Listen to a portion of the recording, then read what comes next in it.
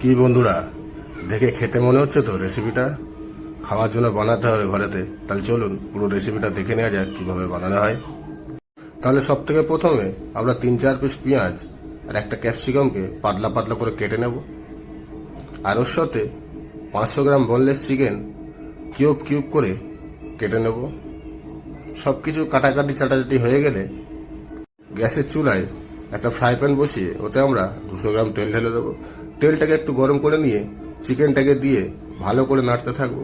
চিকেনটা একটু সাদা সাদা হয়ে গেলে ওতে আমরা দিয়ে দেবো আদা রসুনের পেস্ট 1 চামচ করে। প্রায় 7-8 মিনিট নাড়ার পরে আমরা এতে দেবো লঙ্কা গুঁড়ো, হলুদ গুঁড়ো, নুন, চিনি, একটু কাশ্মীরি লঙ্কা, একটু গরম মশলা দিয়ে এটাকে আবার ভালো করে নাড়াবো 5 থেকে 7 মিনিট। যখন দেখবেন চিকেনটা একদম সিদ্ধ হয়ে গেছে তখন এতে পেঁয়াজ ক্যাপসিকাম দিয়ে ভালো করে নেড়ে নিলেই রেডি হয়ে যাবে আমাদের আজকের রেসিপি।